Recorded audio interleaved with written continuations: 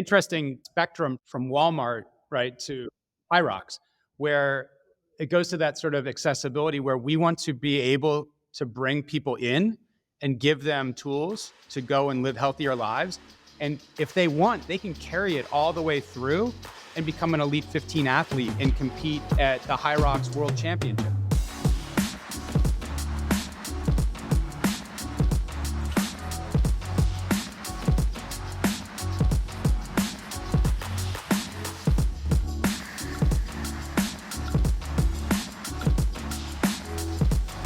Welcome back to the Fitt and Centr podcast. I'm your host, Joe Veneri.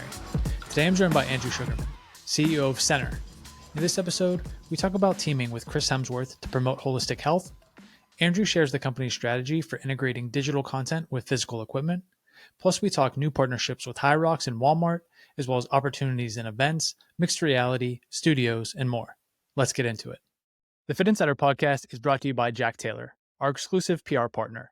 More than just PR, they're creative storytellers and brand builders who actually understand the health and wellness industry. To learn more, head to fit.co/JackTaylor. That's FITT.co/JackTaylor. Hi, Andrew. Welcome to Fitt Insider. Thanks for joining us. Thank you for having me. This is fantastic. Yeah, excited to chat. Interesting kind of seeing the company take shape, you kind of getting involved as the CEO of Centr. But for folks who aren't familiar, maybe just introduce yourself. Tell us about how you got to be involved at Centr and where the kind of company stands today.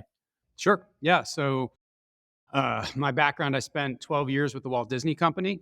And there I was overseeing all of the digital and physical publishing across the organization. So everything from physical products across Marvel Comics and any book, magazine, publication, all the way through to digital apps, mobile apps, social audiences. I managed about 1.1 billion Facebook followers. Pretty expansive experience during those 12 years.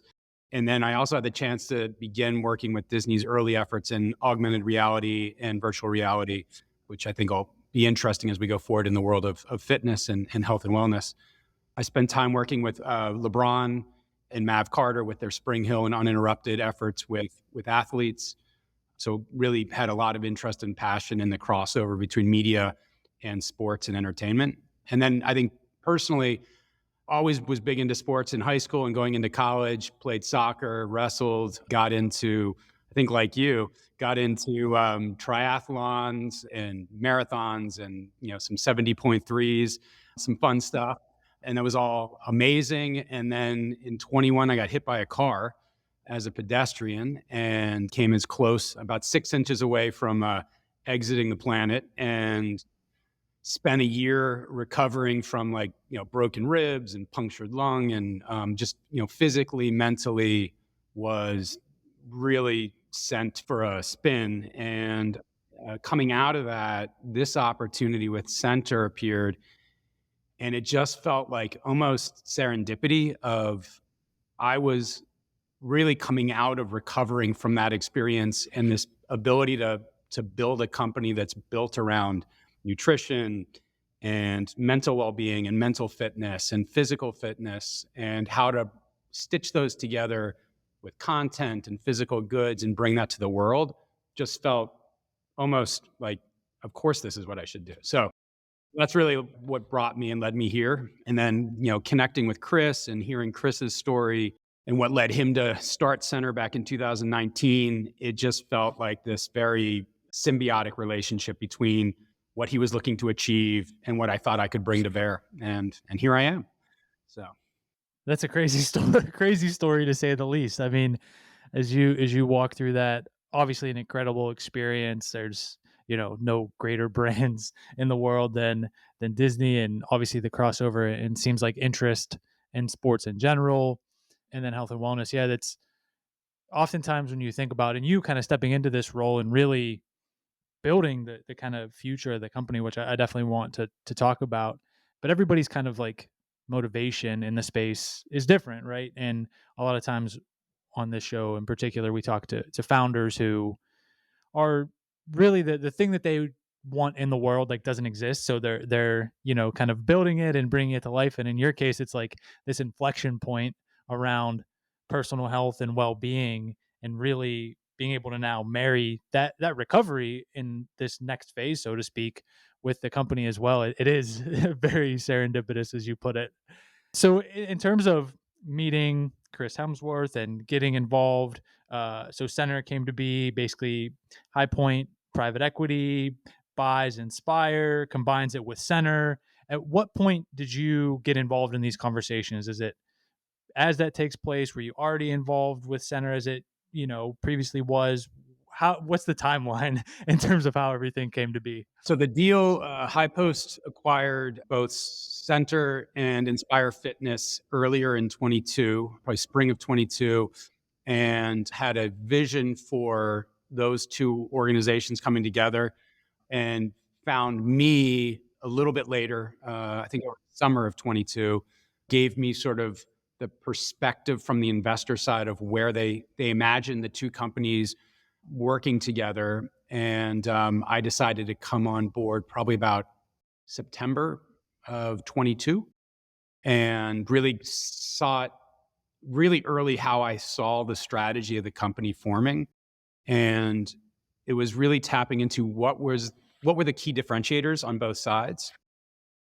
Uh, it was pretty apparent. Like on the center side, their content creation capabilities are extremely strong. I'd say some of the strongest I've seen in my experience in content. And the combination of nutrition, of mental health and fitness, and Chris is sort of the whole thing with Chris was, as he was training for roles like Thor and other films, he was sort of given and found some of the most amazing experts in the world to work with and have him be in absolutely peak condition. And he asked, why is it limited to me? Like, why can't this be available to everyone? And that's really what led to Centr being born. And then on the Inspire Fitness side, this is a company that's been around for more than 20 years and established itself as a leader in really strength equipment, initially for specialty fitness and fitness enthusiasts, but through the pandemic really expanded quite quickly into retail with Costco and beyond. And so I saw elements of content, I saw elements of physical goods and engineering and retail. And I said, okay, these two combined could really unlock a ton of value as an integrated company. And so the last year has been really spent on bringing those two companies into one another and a much deeper integration. And as a result, the Centr brand will tap into all of the strength of what Inspire has built. And that is the brand that will live predominantly across all mass channels and retail. And we'll continue to have a high-end Inspire line through specialty fitness. So we'll be addressing different customers' needs as we see fit. So that was, I'd say, a lot of the effort for the last year. And you've begun to see some of the press coming out on that now. Finally, after all that work, it's like turning an oil tanker. But we finally have made that turn.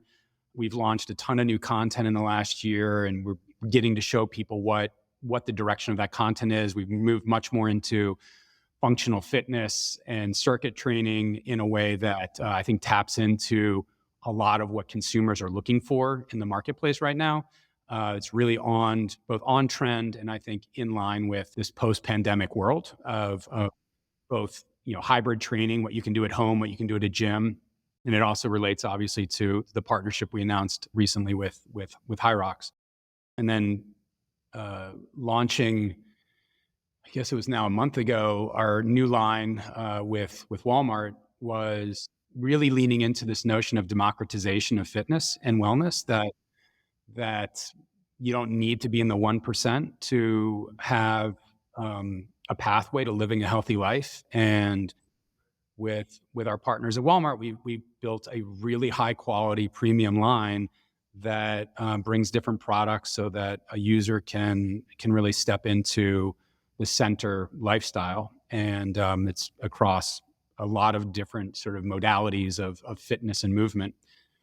So it's I'd say you're starting to see the beginnings of the strategy, and there's a lot more coming in the next 12 months that'll just continue to show where that's going. Yeah. Not easy to take, the consumer business, the equipment business, as you mentioned, 20 years, obviously very focused on the engineering and physical products out in the world, figure out how they fit together.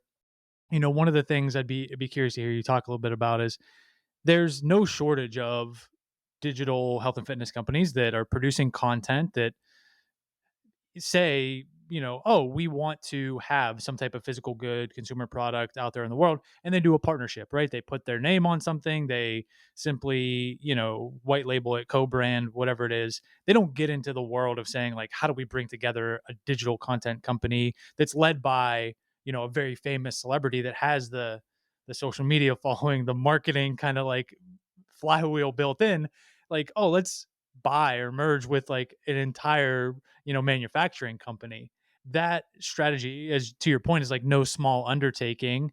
Why not do partnerships, do one-offs, as opposed to like bringing these companies together? And how difficult, what does that look like today in terms of like the operation, right? How many people, the facility that goes into manufacturing, the distribution that has to play into that as well. Yeah. So I would say we're not at all adverse to partnerships or finding new ways to go to market. We definitely are very much interested in that pathway, and have already both announced some and are working on some others. I think that by being integrated, being fully integrated in certain instances, it enables us to really unlock the power of Chris and Chris's brand trust in a very consumer friendly way. And so being able to see the sort of trust of Chris on a packaged good on the shelf at Walmart that then carries through to a digital experience with content that's also featuring Chris and Chris's team gives a level of, I think, just trust and support as consumers start making this decision on how to live a healthier life.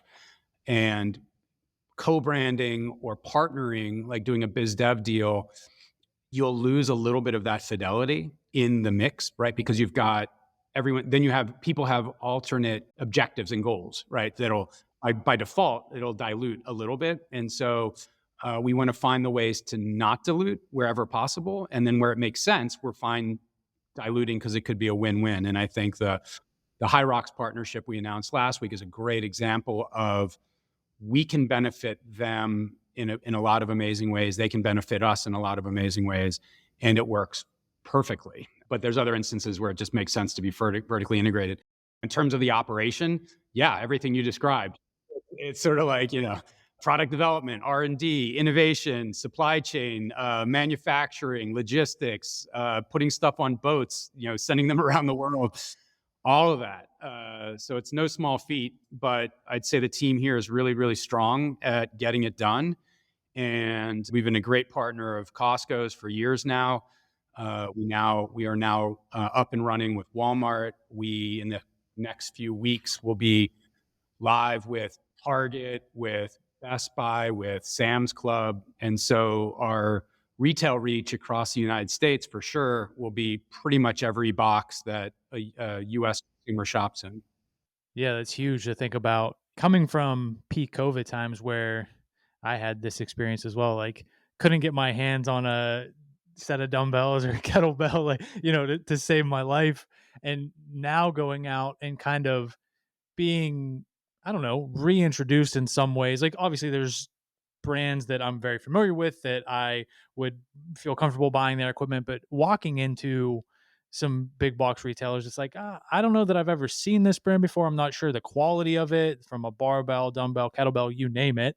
So having that tied to Chris and Centr is obviously, huge, especially with the backing of somebody like Inspire, who's, as you put it, like they're tried and true. Like they've already, it's not like this is a new business for them. So having that kind of recognition immediately goes, oh yeah, I know what this is. As you think about continuing to, fuse those two together, also with the idea, I think it's interesting as well. Like Chris is, he's an action hero. He's in fantastic shape.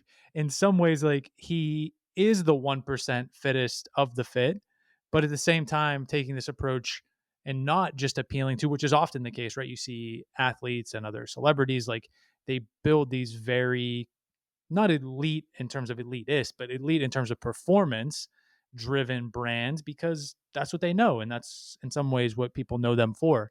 How do you balance like him as that kind of figure with like wellness, mental health, holistic health as well in the programming, and maybe what role does he play in like, hey, I want it to be this versus that other thing, which it could very easily be. Yeah, no, totally. It's a great question. I think as Chris has been on his own personal journey and his wellness journey, I think that even though he's an action hero and a superhero in a lot of ways, he's also very human. And I think for those folks that watched Limitless, really got a sense for that. That he's as human as anyone that's watching. He's as human as any consumer that's shopping in Walmart. And I think that reality and that authenticity is what we're looking to communicate through the brand, through the products, through the content, and that you can be an action hero or a superhero on one hand, and you can be really human on the other. And those are not necessarily different things. And I'd say his role, he's sort of thrown himself in the middle of a lot of the latest research on wellness and thinking from a longevity standpoint. A lot of the research that like Huberman's been doing, and how to take this research that is amazing and insightful and make it digestible for you know the sort of everyday person that maybe doesn't have the same whatever access or the same time to really understand it. And so I'd say that's really what we're trying to build into our programming, this always on coach that brings the latest research and ideas and thoughts and perspectives to our audience. And in that way, Chris is almost a mentor or an inspiration to help people realize they can get this done. They can live the life they want to live. And the only thing blocking them is themselves. There's nothing else. So it's been really leaning into his authenticity. Yeah, I think there's a lot of elements of that when you look at, I think in some cases, much like smaller scale. I was fortunate enough to play college sports, and you have access. There's everybody, anything you need. There's the trainer for this, the coach for that, the nutritionist. Like, everything's taken care of. And you go on and you get out into the real world. And even if you want to have healthier habits or have the knowledge and the want to, it's like you're still, what do I do? Who said this? Like, where do I find that? And having somebody to kind of vet this information and put it there for you, inside the app, and obviously with the equipment to go along with it, is huge. That obviously then kind of leads to the question of like, how close is he to the business? How, like, from the decision making to the content to the equipment, is he involved, or is it one of those instances which happens, right, with some endorsement, celebrity partnerships, businesses, like it's kind of their name, but they're not really involved. Yeah. No, it's a good. It's also a good question. You got a list of these good questions lined up. He is. This is not a brand slap or an endorsement type of thing for Chris. Like he is very involved in our ongoing strategy, our ongoing sort of content development and product development. Products are sent to his home in Australia, where he gets to use them before anyone else. And his creative perspective and taste also in voice, which is very unique. We always want to make sure we're capturing, and it's almost this ability not to take yourself too seriously, right? That like your health is serious, and your wellness and your mental state are serious, but at the same time, it's not take it so seriously that you lose sight of the fun and the playfulness that is life. And so we try to inject that into everything that we do. And the more that he's involved, the easier it is to capture that voice and that perspective. This past year, we've flown him to. He came down to Bentonville, Arkansas, for a big sort of event with Walmart. We were on stage at Brand Week, and so he's really been quite involved in our, at least my personal evolution since I've been here for a little over a year. Hey everyone, we'll get you back to the show in just a second. But first, I wanted to tell you about our exclusive PR partner, Jack Taylor. Honestly, this one's a no-brainer. We've known the Jack Taylor team for years. They work with some of the most innovative health and wellness companies. We're talking Whoop, Athletic Greens, Hyperice, and many more. Jack Taylor has an extensive industry network, knows how to work with high growth companies, and really invest in building long term relationships. I know this firsthand because they're Fit Insider's PR agency, so I can confidently recommend them, and I do all the time. From startups to more established brands, they go beyond pushing product to help companies truly thrive. To learn more, head to fit.co/Jack Taylor. That's FITT.co/Jack Taylor. Now back to the show. It's exciting to see things like that. You should get him for a Hyrox event and see how he performs in one of those. Put him and the equipment to the test. Having that buy-in is obviously important. It's really priceless. Not only from the promotion aspect, but as you said, from the voice, the curation, the taste, a lot of these things that like that is what he brings to the table. And I'm sure also from his perspective, like this is something he'd be doing anyway. This is part of his life in so many ways. So it's a cool outlet, I'm sure, for him to be able to express that and contribute to people's well being in that way. When you think about obviously kind of getting into a little bit more of like your sweet spot from like the content perspective, the production, like what's going into it there in terms of endless number of trends that there are in the fitness space and now expanding into wellness and longevity and mental health. I think it's more so like, what are you not going to include? What are you not going to cover? How do you make the decisions like this is something worth dedicating a series to or production to, and then kind of packing it all into that experience? Yeah, it's a challenge, right? Because you can go broad or you can go deep, but it's hard to go broad and deep. And everyone's got limited resources and limited time, and so we're being very intentional on how broad we go and where we decide to go deep and bring the greatest sort of authentic experience to athletes and to consumers.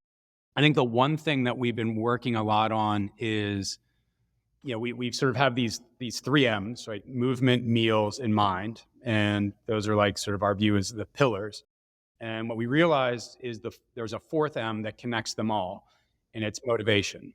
And that if you don't have the right motivation, waking up in the morning and deciding that you're going to go do any of the M's almost is irrelevant, right? It's sort of, yeah, everyone goes through this like whatever sine wave throughout their life of like, getting their first job, losing a job, finding a girlfriend or a boyfriend, getting married, having kids, maybe getting another job, losing a job, all these things that happen, and your motivations change constantly.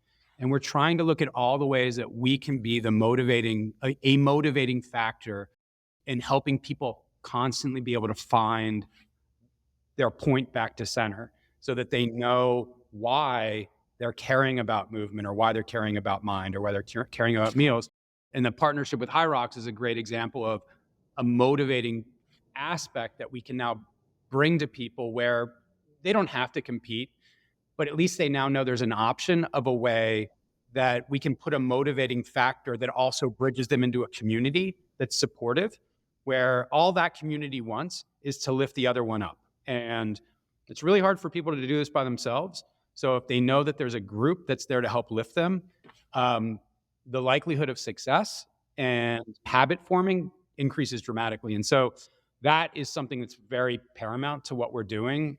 I think from a content and programming standpoint, we are continually looking at ways to deepen through more personalized content, so that we're finding ways to use technology to adapt it to your specific needs, goals, point in life. We're looking at ways to leverage AI to be able to more rapidly create content and more rapidly localize content in different ways. So I think the technology tools that exist today, even from like 5 years ago, are so dramatically different that in some ways I'm happy we didn't spend more money on content 5 years ago, because it's so much more efficient and effective now than it was then. And it's only going to continue to go down that road. So I would say that from us, you'll see a lot more of that in the next 12 months. And it'll be exciting. It'll be really exciting.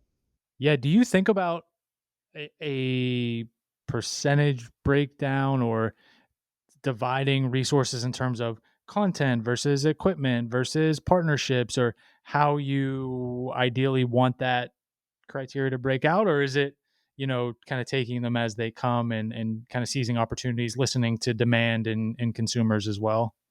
It's probably a little bit of both, that we have to have agility in how we are moving resources on an ongoing basis. That if we're just rigid and we're like, this is what we're going to go do, this is our plan for the year, and we're not going to change. And then as data and insights come in, or new trends happen that come in, or a new partnership, if we don't have the flexibility or agility to move, I worry it will lock into a path that isn't in the benefit of the company. And so I'd say we kind of look at it from both ends. We have a plan, and then we also have a lot of flexibility in evaluating things on an ongoing basis. I'd say one thing that we look at is really things through the lens of experience as opposed to content or product. Like, what is the experience that we're looking to unlock for a user or for an athlete that really delivers on a problem that they have. And it's not a solution looking for a problem. It's like, we know what the problem is and we're trying to bring a better solution to them. I'd say that that is probably one of the biggest differentiators. So the experiences drive the overall investment. As I'm talking to you, like, it's becoming very clear. There's no shortage of people that have come into the fitness space, whether they're from that kind of sector or not, that like, we're going to build this content. This content's going to be amazing. Everybody's going to love it. And like, it's going to do all these things. Well, in some ways, like, you're at the other end where you've already produced all of the content that there's going to be at the very at the very highest level, and kind of know what it takes to do that, but also recognize like how that can go wrong, like where there are the pieces, like if the experience isn't right, if the personalization isn't right, if the partnerships aren't right, well, it doesn't matter how you do all these other things. And that was kind of the motivation for the question about how to think about that, because it could be very easy just to default to that. Hey, not only do I know how to do this, we're good at it. Like, we can do all these things and produce all the content that there is. So I think having that flexible and kind of like measured approach, it's not only important, like it will be the thing that kind of dictates how it's perceived. And then the things that are working, like, you follow that path, and those are the things that are ultimately gonna pay dividends. One thing you kind of alluded to earlier was like mixed reality, virtual reality, where it's going from a technology standpoint. To the extent that you're ready to talk about any of those things, or even paint a picture of like what how you think about that space and evolving there, certainly with Centr, like, what does that look like? And maybe is the technology there to like do it and it be realistic on the roadmap? Yeah. It's interesting. Like, I've had the chance to experiment a lot with the virtual reality products that are out there with the existing hardware, and they've been impressive. Like, I've done the Creed boxing experience. I've done the Supernatural on Quest, and they definitely get your heart rate moving. And it was almost embarrassing on the Quest. I mean, on the boxing one, because I was like going like around, and I'm like, oh my god, like, people are watching me, and I'm doing this, and I'm totally winded, and like, this is a problem. But it was really good. It was a good workout, and so I was impressed with. My the challenge I had with virtual reality was it's such a closed environment that it felt very limiting in what was possible. But now that we start seeing much more mixed reality hitting the market in terms of hardware, both on the Meta side, on the Apple side with what they've got planned, and likely other hardware producers, now you start getting into places that make, I think, the unlock for fitness go up dramatically. That being able to see your real hands and holding products, like holding dumbbells, or doing things with bands or straps or kettlebells or slam balls or whatever it is, you now have way more opportunity to think about experiences that could be amazing in the home or in the gym or in the studio. I think that as that hardware evolves and gets smaller and thinner and lighter and whatnot, I think that it's only going to make fitness as a category on that platform and go up probably exponentially. From like a timeline roadmap perspective, do you even say like, hey, we want to be looking at it like spring next year? We're already working on and developing it. Like, it's only a matter of time until the hardware is in a place. Or is it just kind of like you're aware of it and when the time comes, you'll be ready? we're definitely aware of it, and I'll just say we're actively in it. And that way I give you a tease, and then you'll invite me for another podcast, and we can talk about it then. We will be following along. Let's put it that way. Um, yeah, certainly excited to see how that plays out for you at Center. Just the space more broadly, because I think the experience you're describing is like people that are interested in it or work in the space or follow it. Like we all kind of had that experience during the pandemic where it was like, this is it. This is the time. Like the headsets, workout, like all of it. And it was like, kind of fizzled, wasn't the thing, didn't have staying power. Like, and now I think we're early in that hype cycle again of like mixed reality. This is the thing. You see a bunch of different brands kind of launching built around like the new devices and experiences. And yeah, I've always been from the perspective of like, clearly we want everybody to experience exercise and physical activity and sport, whatever, in any way that they can. There's a whole bunch of people that the current offerings don't appeal to. So if we can give them something that's going to work for them, like we should absolutely do that. So I'm just kind of hopeful, like, yeah, hopefully this works and we reach a whole different audience and demographic and, generation with new technology. So we'll see, is what it sounds like. And I think that is going to be the reality, that every generation has their thing, has their platform, has their sort of cultural zeitgeist thing that they own. And I think that for the demographic, that's, call it 13 to 25, 13 to 30, like I think that they are looking for theirs. And I do think mixed reality is one of the things that they almost are like, that's mine. Like I own that. And so make for me. And so I do think it's an interesting way to bring, not just gaming and entertainment, but bringing wellness into that demographic in a really powerful way that feels very much ownable by them. And it doesn't mean that it's ruling out the 30 to 60-year-old or even older demographic, but I just think there's something really special when stuff is made and ownable by a demographic. Yeah, in a way it becomes part of their identity, and in the same way that I think my generation to some extent is like boutique fitness and CrossFit, like that is their thing. And they were part of that. They saw it come up, like they were able to buy into it. And really, since then, there hasn't been an evolution in the kind of fitness wellness space where people feel like it's like dramatically different than the thing that existed before, or in a way that they felt super bought into it.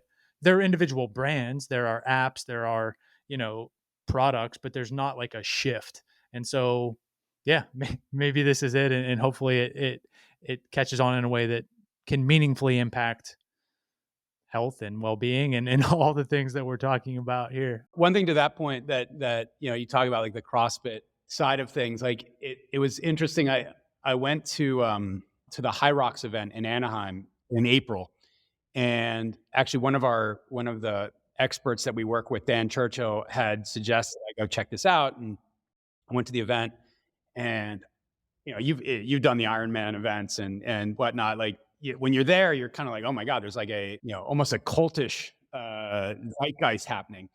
And I was at this event, and I was looking around, going, um, I've not heard of this before, but what is going on here? Like this is crazy. Like these people are beyond into this. And I realized that what they had tapped into was what CrossFit had created. They were creating a way for people to train, build community, and compete. And it was in many ways the answer to what is the 2023 version of what you grew up with, or you sort of in your generationally to what you said. And I was like, they've hit an inflection point where I see this becoming something that could be very impactful for many, many people, because it's no longer just like the CrossFit Games. Like this is an event that people can compete and train for all year round, and it's happening all over the planet. And so for me, it was an amazing opportunity to not just think about how can we help elevate the physical product and therefore the event itself, but how can we also create digital training and digital resources to help people around the world prepare for this event, whether they're actually competing or they're just even thinking about competing. It opens up the doorway in a pretty powerful way. Yeah, I thought it was a super smart partnership from your standpoint. Like, yes, as popular as it is, it's still very early. It can actually appeal to anyone because it takes the elements which are intimidating or limiting of CrossFit, Olympic weightlifting, gymnastics moves, skill moves, and removes them from the equation. So anybody realistically can do it. And training for it is a whole lot of fun. Like, it's so much different than even what was different about CrossFit.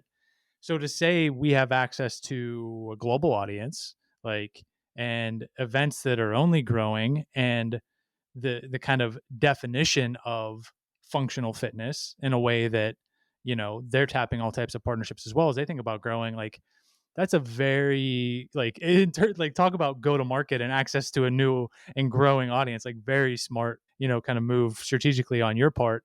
Interesting spectrum from Walmart, right, to Hyrox, where it goes to that sort of accessibility where we want to be able to bring people in and give them tools to go and live healthier lives.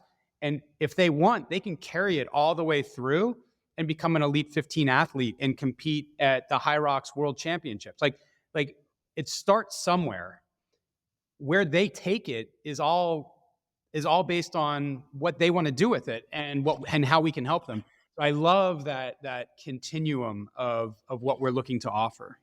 Yeah, and one thing that came to mind as you were talking about it, both with this partnership and a way to engage with community, like, on that continuum, what do physical, like, in real life events, experiences, studios, like, how far in the development or thought process is that? It seems like another just great way to tap into the not only these audiences but this continuum.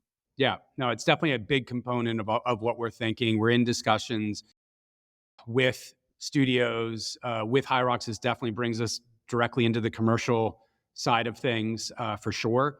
And I think it also opens up some really interesting IRL community-based experiences that studios and gyms obviously have amazing connectivity with their members. Hyrox events, you see it, you can feel the energy at the events. People come together, they support each other. And we see the same thing inside Centr. If we go into our Facebook community or whatnot, they are propping up and holding each other up and giving everyone kudos for accomplishments. And so bringing those things together and overlaying them, I think really only elevates the whole community. It's not about one at the expense of the other. It just increases an athlete's leaning in and wanting to be a part of something that might be bigger than themselves. Yeah, there's certainly a lot of potential, both metaverse, virtual world, in real life, physical world, everything kind of in between. I feel like we've covered a lot of ground.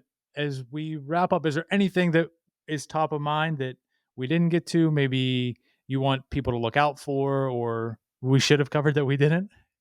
We are launching a few new products that will be hitting late November, early December. That would be great for people to be aware of. We are launching our first adjustable dumbbell that's coming out from Centr. It is beautiful. It looks very different than anything in the market today. It is a 5 to 50 pound product. We will also be coming out with a second version of it in 2024 that will be a lighter version for that demographic that would be interested in something that's maybe half the size. We also have our first entry level treadmill will be coming out later this quarter as well.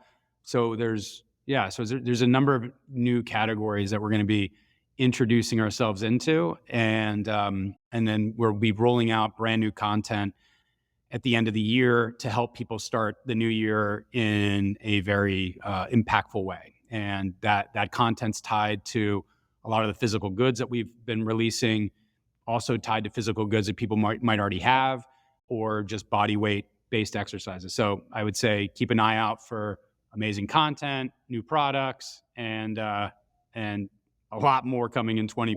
A lot more. Yeah, it sounds like a lot to look forward to. Certainly already a round two on the podcast sometime in the future here. What best place, folks? Check out the website centr.com. Anywhere else you would point them or anything else to kind of plug before we let you go? No, I'd say, center.com, and then you can check us out on every major retailer. As I mentioned earlier, there we should be up and running in all those places. So everywhere you shop, we are there.